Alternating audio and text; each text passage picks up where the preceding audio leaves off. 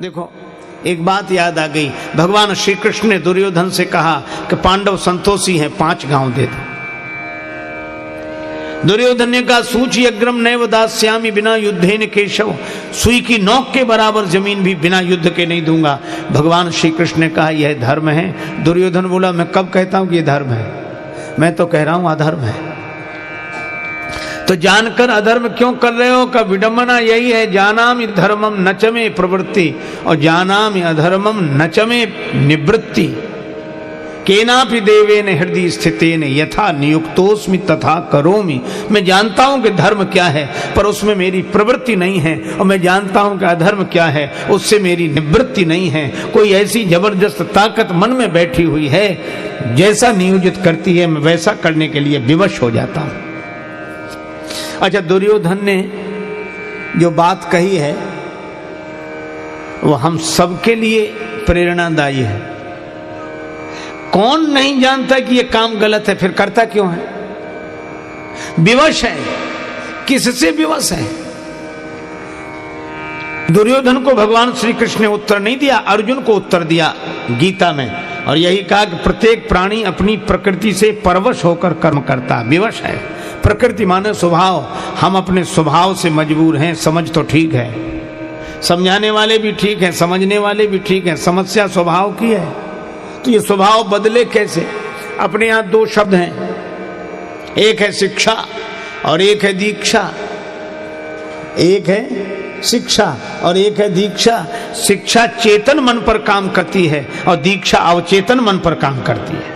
शिक्षा बुद्धि को सुधारती है, लेकिन जो दीक्षा है वह मन को बदलती है, स्वभाव को बदलती है। हम लोग शिक्षा सीख गए, दीक्षा का हमें पता नहीं। अच्छा, ऐसे भी कई संत हुए जिन्हें जो शिक्षित नहीं थे पर उनके जीवन में दीक्षा थी, इसलिए वे बोलकर तो नहीं बता पाते थे लेकिन जिंदगी सही जीते थे। और ऐसे भी हम लोग हैं जो बोलकर तो सही बताते हैं पर दीक्षा के अभाव में जिंदगी सही जी नहीं पाते हैं। स्वभाव जब बदलेगा कबीरा यह मन मलिन है, धोए न छूटे रंग, कै छूटे हरि नाम सो कै संतन के संग।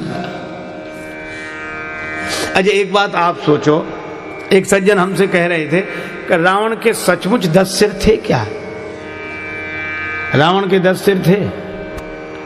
हमने कहा हमको तो आज तक मिला नहीं है और भगवान न करे कि कभी मिले, लेकिन ग्रंथों में यही लिखा कि उसके 10 सिर थे। अगर उसके 10 सिर हो तो तुम्हें क्या परेशानी? का परेशानी यह है कि जब उसके 10 सिर थे तो एक सिर बीच में रहता होगा, 5 सिर एक तरफ, 4 सिर एक तरफ, तो जिधर 5 सिर होंगे उधर वजन ज्यादा होगा, जिधर 4 सिर होंगे उधर वजन कम होगा। तो उसकी गर्दन का बैलेंस कैसे ठीक बैठता होगा? तो टेढ़ी रहती होगी, वो तो टेढ़ी रहती होगी।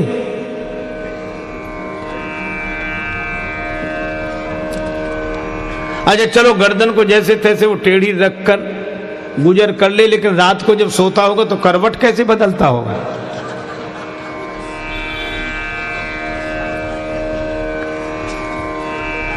देखो भैया, एक महात्मा ने उत्तर दिया कि वो सीता माता का हरण करने गया तो एक सिर बना लिया था, ऐसे ही 10 सिर परेशान करते हो तो एक सिर बना लेता होगा।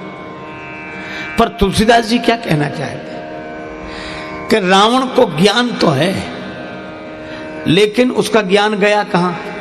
इधर 5 सिर, इधर 4 सिर और गर्दन टेढ़ी। इसका मतलब रावण का ज्ञान अपने जीवन में नहीं उतरा। रावण का ज्ञान इधर उधर वालों के लिए, इधर वालों के लिए, उधर वालों के लिए, अपने लिए नहीं। और जो इधर उधर वालों को ज्ञान देते रहते उनकी गर्दन अभिमान के कारण टेढ़ी ही रहती है और वे करवट क्या बदलेंगे? न सुख से सोते हैं न दूसरे को सोने देते हैं। अच्छा देखो भाई, गर्दन टेढ़ी रहेगी तो ज्ञान जीवन में कैसे उतरेगा? जैसे आप गर्दन बिल्कुल सीधी रखेंगे तो यहां से जो जल छोड़ेंगे वो इधर जाएगा, और गर्दन टेढ़ी रखेंगे तो इधर कैसे जाएगा? इधर गिरेगा, उधर करोगे तो उधर गिरेगा। तो ये टेढ़ी गर्दन वालों का ज्ञान अपने लिए होता ही नहीं है, इधर उधर वालों के लिए होता है। और हनुमान जी का ज्ञान, सिर में ज्ञान है और हृदय में भगवान है। जास हृदय आगार बसई राम सर चावधर। जहाँ सिर और उर एक हो जाएं, जहाँ शिक्षा और दीक्षा एक हो जाएं, जहाँ समझ और स्वभाव एक हो जाएं, तो जिंदगी धन्य हो जाती है। वही जीवन का सुंदर कांड है।